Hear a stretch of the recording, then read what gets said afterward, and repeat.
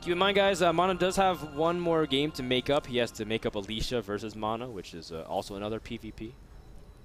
But I think if HerO wins this, or HerO loses this, he still has to face Gonzi, who hasn't been playing well, but I feel like, you know, Gonzi still is capable of winning a series. It's not like HerO was completely favored to win. Then HerO would be 4-4, but vice versa, he could be 6-2 if he wins his next 2 matches. MaNa has to face Beastie Cutie after this as well, so it only gets easier after HerO, but everyone knew that because HerO's one of the favorites. Beastie Cutie definitely not an opponent that you really want to be comfortable against, though, because I'm sure they play all the time, and Beastie Cutie actually has a really nice record against other Europeans. So MaNa probably not looking forward to his future matches, but remember, he has to win them. But let's go ahead and get into Daybreak, one of the most passive PvP maps. We have MaNa starting in the bottom left-hand corner as the green Protoss, blue Protoss. Up in the top right-hand corner is HerO. Blinkstalker not too good on this map, Froden. Yeah, I don't really think Blink is really strong build on Daybreak just because there's not much surface area to play with. Busting a ramp is very hard. And the map's kind of big, and even with its big, with its bigness, with its bigotry, you can't blink over close. That was an improper use of the word, I know. No, I think that was right. No, and look at the main. Its bigotry is just so extensive, and I feel like that really lends itself to just being open and being able to move around really nicely. So you can see the Immortals, if I put them right here, they can move back if ever Blinkstalkers are over here somehow or another. But because Blink is so bad on this map, it really lends itself to robo play, which could be in the form of something like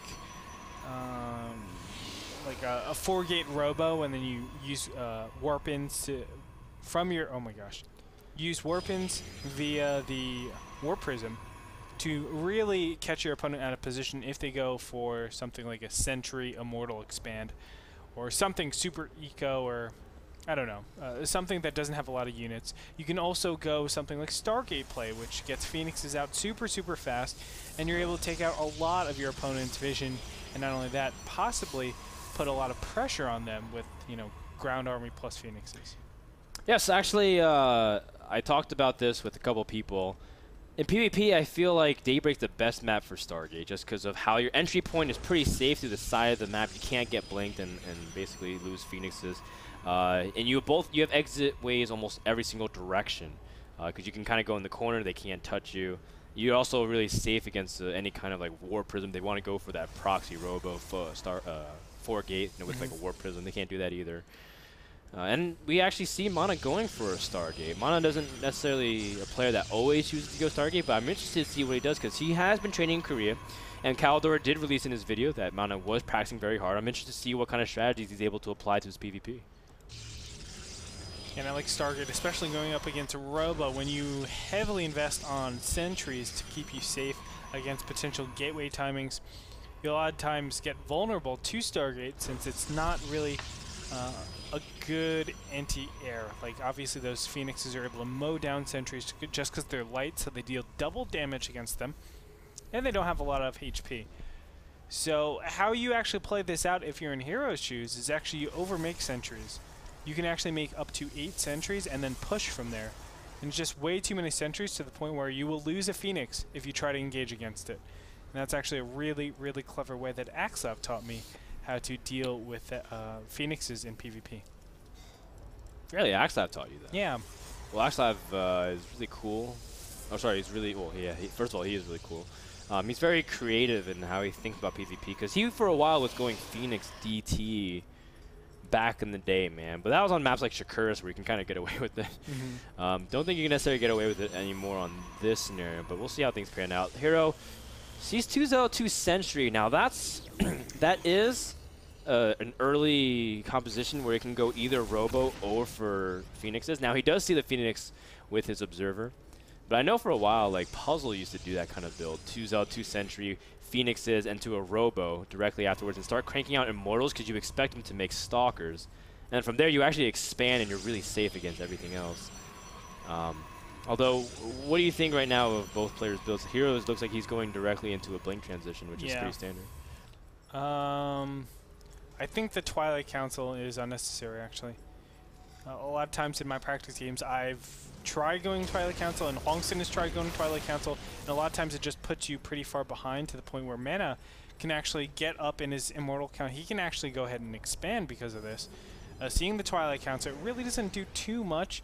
What you are normally basing your army around is your sentries and your immortals in this position when you go to the robotics facility so fast. So you're like hard countering Phoenix at this stage, but Phoenixes are going to be phased out in a little bit. At any time, MaNa could say, well, I'm not going to make these anymore. One Phoenix did get sniped. Yeah, and I think you're right. Just like stop at a certain Phoenix count is always nice. 4 is always a very sweet number in terms of being able to lift and pretty much instant sniping the probes. That's right. Nexus will go down. I think MaNa is playing this out really nicely. He's going ahead, putting down immortals for himself. Now, yes, Blinkstalkers can be very, very good, but if you get 3 immortals, you're able to deal with a massive amount of Blinkstalkers, actually. These Phoenixes will do a good job. Wow! Taking out a couple of probes, that's actually really, really surprising. Doing it in the face of the Stalkers, man. It's pretty ballsy. Yeah. So, kind of cheeky there, but still, nice job. I think HerO will be pushing out, but I'm not sure for certain. He is behind economically. You can see the Nexuses. It's slightly advantaged for MaNa. Yeah. And that's kind of like the early build order advantage you get from going Stargate over Robo. Yeah. Especially with this build that, again, I don't know who else to credit to. A lot of people say that HerO also used to do this build a lot in terms of Phoenix Robo, and you try to expand really quick. But I saw Puzzle really refine him. That's actually what made him super scary back in NASL Season 3 before, you know, Puzzle had to retire and eventually do other stuff. But I think this build is superb, especially because you have a leg up tech-wise over your opponent at all points of the game. The only exception might be Blink. But even then, if you have a good immortal count, you should be able to handle it. 3 immortals are on the way out right now, so that's looking really, really good for MaNa. If he plays this right and puts his force fields down correctly, he should be able to pick up his opponent's immortal and then deal with everything. And I really feel like this is going to be almost impossible for HerO to really do damage. He's going ahead and putting a little pressure, killing off this Disruptor Rocks, really making it uncomfortable. But that's going to help a lot. Although, nice follow force shields from MaNa to be able to snipe everything. Nice Immediately job. sniping the full energy Sentry. That's also huge as well.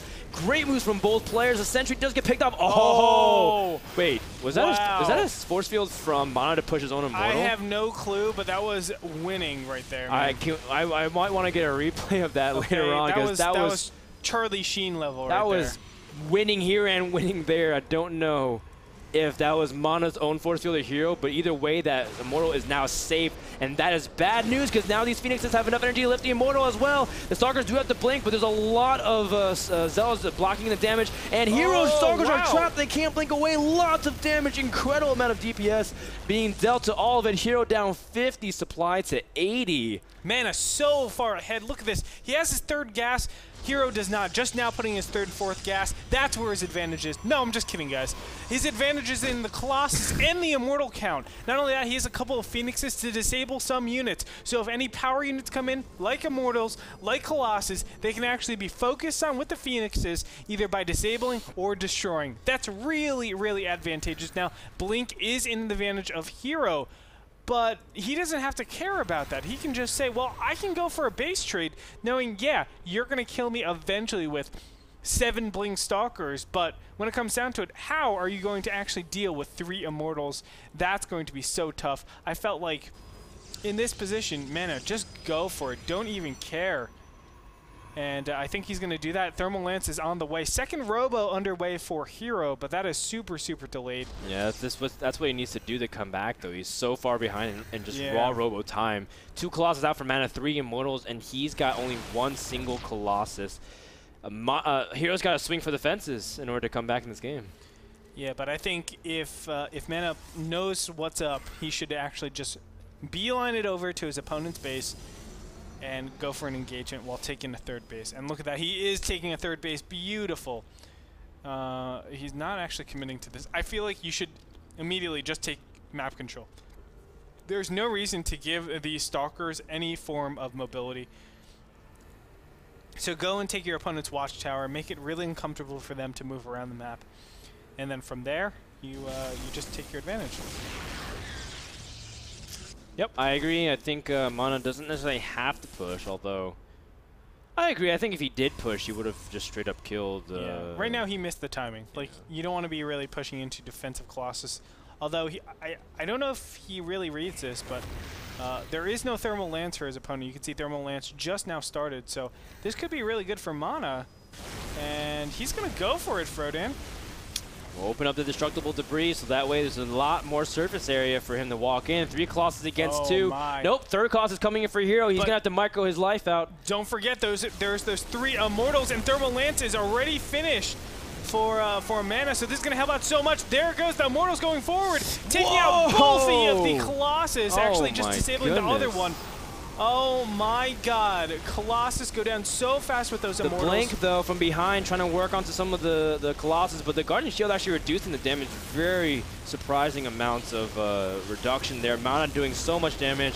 MaNa's just going to win game number 1 in awesome fashion. HerO doesn't hold a chance. GG. MaNa takes game number 1 in the PvP to show you that, you know what, this match is definitely worth watching. It was awesome. Really cool stuff. Let's go ahead and look at the replay. Does he actually force heal himself? Right, so first, I love to pick up the full energy sentry. You just have to see whether or not that sentry was able to drop a force field. No, that was HerO. That was HerO. That would have been so cool, though. It's like you save your own immortal by force fielding again. That would be cool. I still think the game was awesome, man. It was.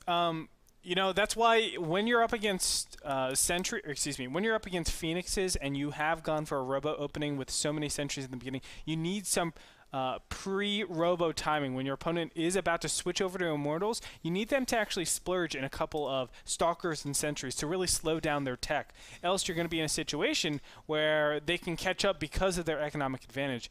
The real power when you start out in Robo is going to be getting those Immortals out. The Immortal count is so important. So if you can protect them with good Force Shield, with good Guardian Shields, then you're in a great position. But how it stood, the attack from HerO was just way too late. He let the Phoenix count get too high, and you need to punish your opponent when they have such a small army and just getting their Nexus. Game number 1 was brought to you by Epson.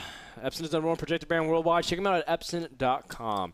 We'll be back with game number 2 between MaNa versus HerO. Fireworks already in game number 1. More explosions coming up.